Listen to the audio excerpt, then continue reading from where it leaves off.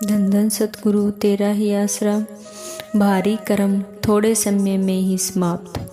सत ब्रह्मचारी सेवादार लेखाराम, गांव मलकपुरा, जिला सिरसा से कुलमाली की अपार महिमा का वृतांत इस प्रकार बयान करता है। सन 1964 में पूज्य परम पिताजी मेरे गांव मलकपुरा में जब दूसरी बार सत्संग करने आए तो मैंने पहले से ही किए गए फैसले के अनुसार अपने छोटे लड़के को दरबार में सत ब्रह्मचारी सेवादार रख लेने के लिए प्रार्थना कर दी। पूज्य परम पिताजी का उतारा भी हमारे घर के पर ही था, क्योंकि वे दरबार का एक पुराना सत्संगी व सेवादार था। मेरे 2 लड़के हैं। बड़े का नाम पृथ्वीराम और उस समय 8वीं कक्षा में पढ़ता था और छोटा लड़का 4वीं में। मैंने अपने घर में कुछ दिन पहले ही विचार पक्का कर दिया कि वह अपने छोटे लड़के को दरबार और सत ब्रह्मचारी सेवादार रखने के लिए परम पिताजी के चरणों में प्रार्थना करेगा और बड़ा लड़का घर का कारोबार संभाल लेगा।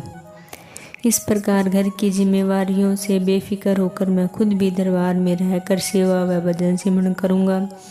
इस उद्देश्य से मैंने पूज्य परम पिताजी की हजूरी में उपरोक्त प्रार्थना की।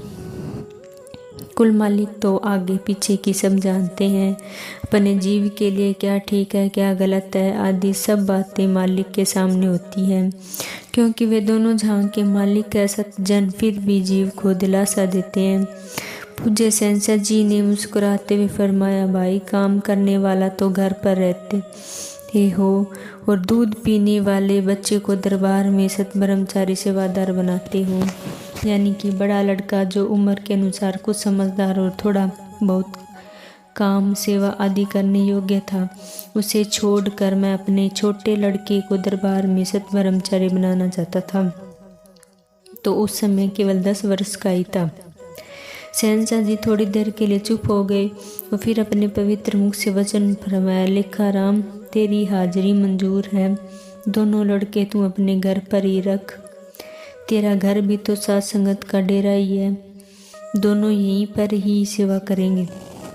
थोड़ी देर रुकने के बाद सच्चे पातशाह जी ने फरमाया, भाई छोटा लड़का ही तुम्हारा काम करेगा, बड़ा तो दूसरों का मोहताज दूसरों पर निर्भर रहेगा। लेखाराम तू फिक्र न कर, तुझे बहुत ही जल्दी तेरी कबीलदारी तथा जिम्मेदारियों से मुक्त कर लेंगे। भविष्य में किसी के साथ क्या होना है किसी को कुछ भी मालूम नहीं होता, क्योंकि प्रभु के विधान ही ऐसा बनाया है। सतवचन तो अटल ही होता है, सतवचन तो टल ही नहीं सकता, चाहे खंड ब्रह्मांड सब उल्ट पुल्ट हो जाए, क्योंकि पूर्ण संत महात्माओं के वचन तो सत्य ही रहते हैं।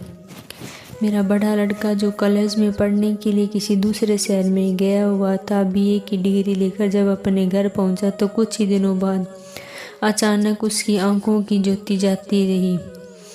उससे वह दूसरों का मोहताज बनकर रह गया, क्योंकि कुल मालिक का वचन था कि वह दूसरों पर ही निर्भर रहेगा। सचमुच वह दूसरों पर ही निर्भर हो गया। शुरू में तो मैंने 1-2 डॉक्टर की सलाह ली, पर किसी की समझ में नहीं आया, तो मैंने लड़के के लिए यहाँ दरबार में पूज्य शहंशाह जी की हजूरी में पेश हो गया।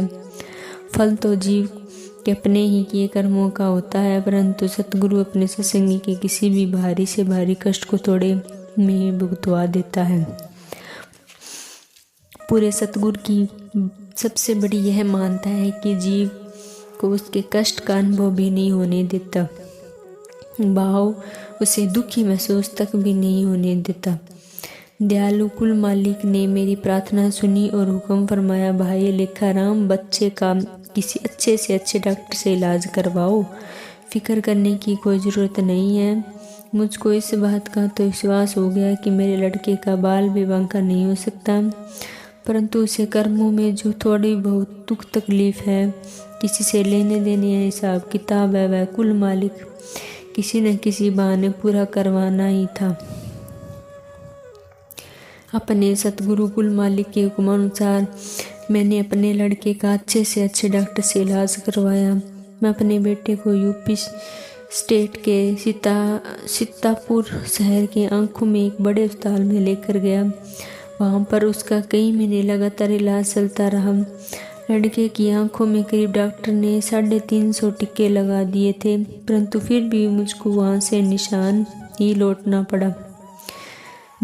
लौटना पड़ा, क्योंकि मेरे बेटे की आंखों की ज्योति जो की त्यों ही बनी हुई थी। इसके बाद मैंने अपने बेटे को और भी कई डॉक्टरों के पास दिखाया, परंतु सभी ने यह जवाब दिया कि इसकी आंखों की ज्योति जाती रही है, अब वापस नहीं आ सकती।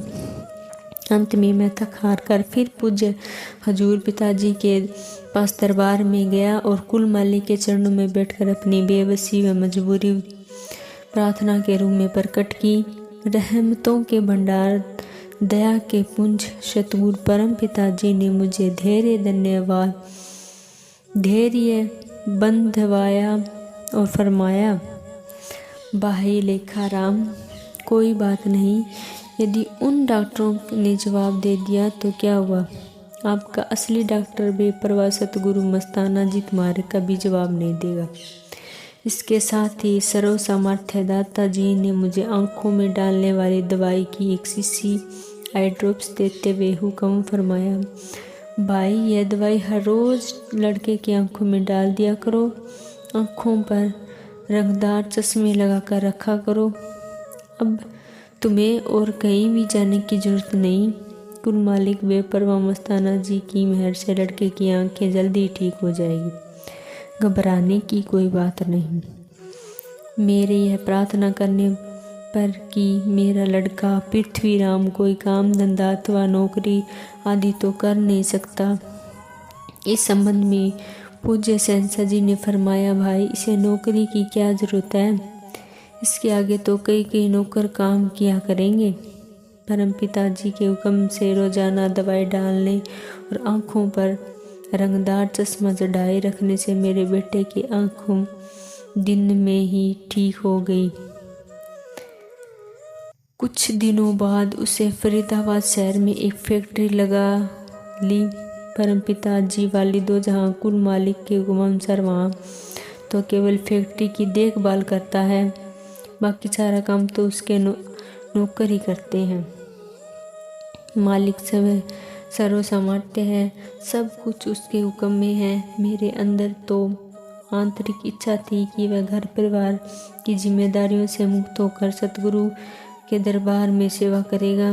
मालिक जी ने स्वयं अपने दया मेरे से वैसा ही साधन बना दिया। परम पिताजी के हुक्म से देखते ही देखते उसका छोटा लड़का इतना जवान व समझदार हो गया कि उसने घर परिवार व खेत आदि की सारी जिम्मेदारी खुद संभाल ली। कुल मालिक ने अपनी कृपा से मुझको मेरे परिवार की जिम्मेदारियों से बहुत जल्द आज़ाद करवा दिया। अपने दरबार का पक्का सेवादार सत ब्रह्मचारी सेवादार बना लिया। अब मैं मालिक के हुक्म में रहकर सच्ची हार्दिक भावना से दरबार की सेवा करता हूँ। बाकी का समय भजन सिमरन में लगाकर अपने जीवन को सफल बना रहा हूँ। धन धन सतगुरु तेरा ही आसरा।